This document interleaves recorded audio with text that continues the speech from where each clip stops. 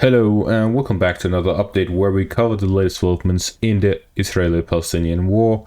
We start out in the northern parts where the Israeli forces launched a spearhead into Gaza City, where they managed to reach the Indonesian hospital here in the northern parts outside of Gaza City in the Jabalia camp area. So we see that the Israeli forces have managed to break through the Palestinian areas here in the north and gone around the Beit Hanun area, which they haven't fully captured yet.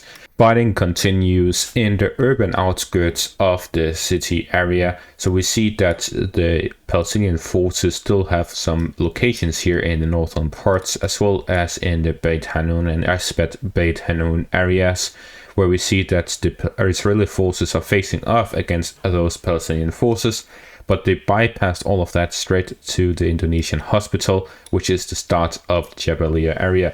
The Jabalia area here in the north of Gaza City, we have two parts of it. We have the northern part and then we have the central part. The northern part is here by the Indonesian hospital, and other parts of the urban area, where we see that a large concentration of Hamas bases are located according to the Israeli forces. So they claim that the main headquarters for Hamas in northern Gaza Strip is the Jabalia refugee camp area.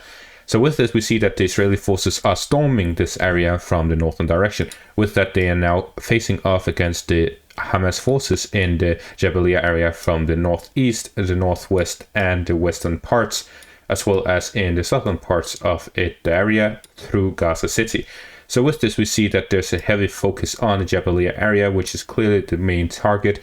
Despite them not entering them, that is due to the fact that we are seeing them heavily focusing on the Gaza City area. The reason for this is that we are seeing that with the Hamas forces focusing their forces in Jabalia means that the other areas are less concentrated with the forces.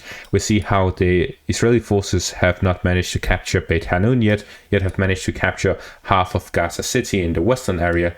So with that, we see that the Israeli forces are focusing where the Hamas fighters are not located to get rid of all the urban areas that they can spread into. If the Israeli forces take control over the whole Gaza City, then they would separate Hamas forces from areas that they can spread out into in the urban areas. So with that, they'll have less areas to fight in.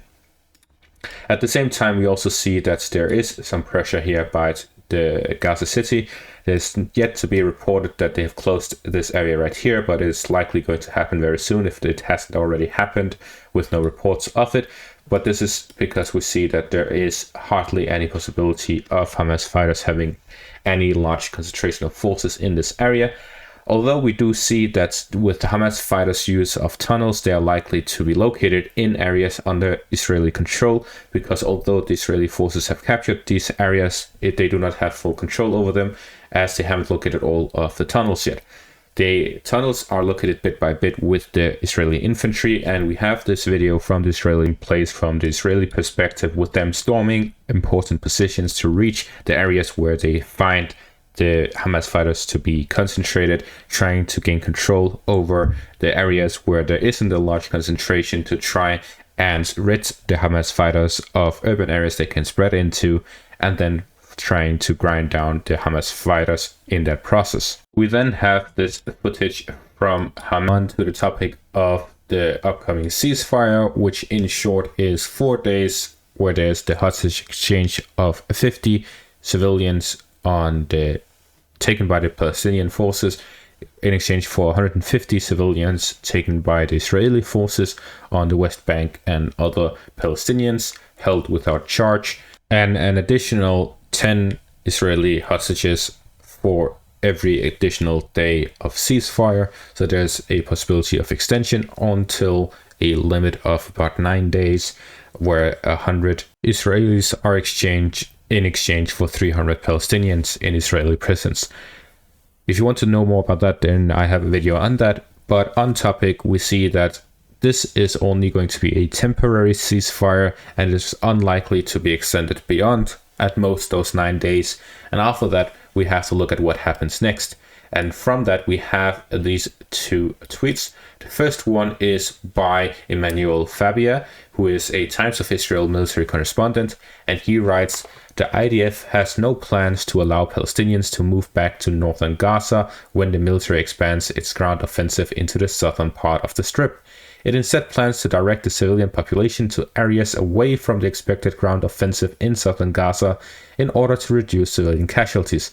The population may move around in southern Gaza, but not northwards.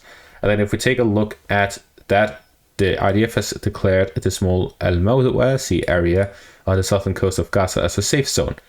We have this second one by Evan Hill, who is an open source and visual forensic investigations for the Washington Post.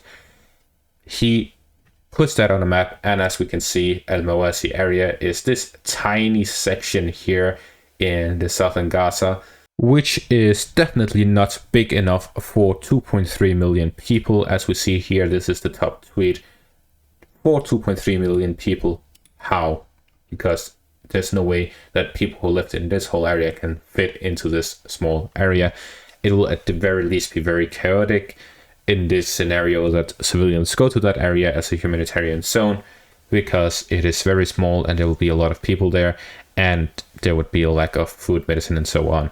This is why the ceasefire is very important, to allow more healthcare, medicine, food, water, and so on to be allowed inside the Gaza Strip for them to survive. And that is all for this update. Thank you all for watching and have a great day.